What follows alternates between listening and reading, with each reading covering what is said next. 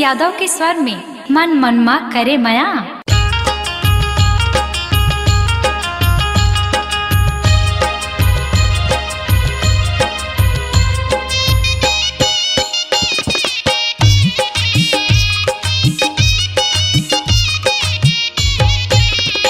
आँखियाँ की मझूल गोरी तोर चेहरा वो, आँखियाँ की मझूल रानी तोर चेहरा वो, तै कैसे भुलागी कखर मेरा वो, तै कैसे भुलागी कखर मेरा वो।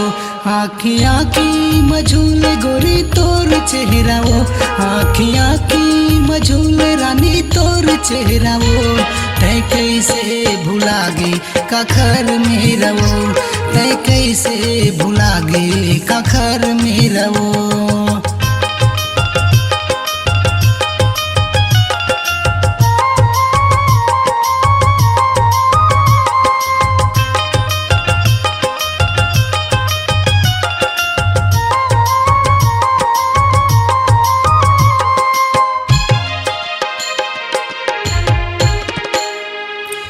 जिंदगी के साथी तोला माने तोर संग गोरी वो दिल में लगाए, जिंदगी के साथी तोला माने तोर संग गोरी वो दिल में लगाए।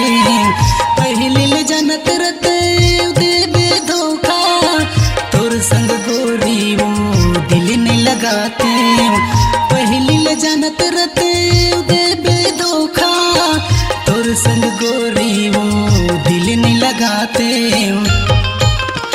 आँखियाँ की मझूल गोरी तोर चेहरा वो, आँखियाँ की मझूल रानी तोर चेहरा वो, तै कैसे भुलागी कखर मेरा वो, तै कैसे भुलागी कखर मेरा वो।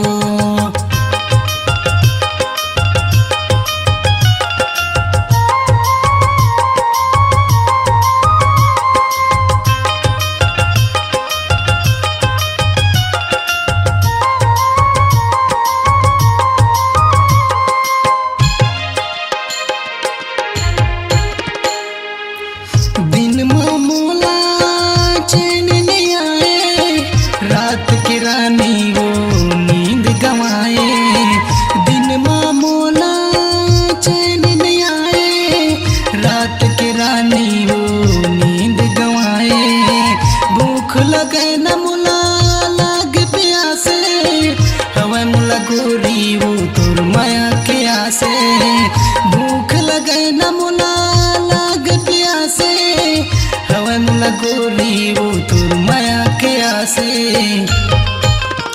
आँखियाँ की मझूल गोरी तोर चेहरा वो, आँखियाँ की मझूल रानी तोर चेहरा वो, तै कैसे भुलागी कखर मेरा वो, तै कैसे भुलागी कखर मेरा वो।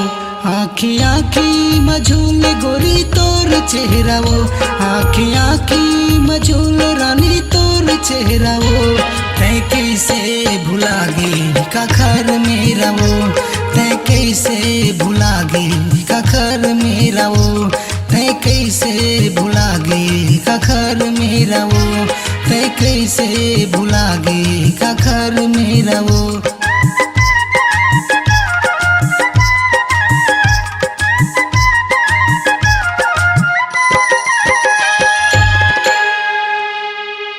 अपनी आवाज को दीजिए एक नया मुकाम। डिजिटल रिकॉर्डिंग की दुनिया का जाना पहचाना नाम स्वरांजलि, जहां गूंजती हैं ध्वनियां अपनी माटी की सौंधी सुगंध के साथ। छत्तीसगढ़ी संगीत के विविध रंग जो पहुंचाते हैं पूरे प्रदेश में डिजिटल रिकॉर्डिंग के संग। स्वरांजलि स्टूडियो, नेमी चंद गली नंबर 2, गंजपारा, रायपुर।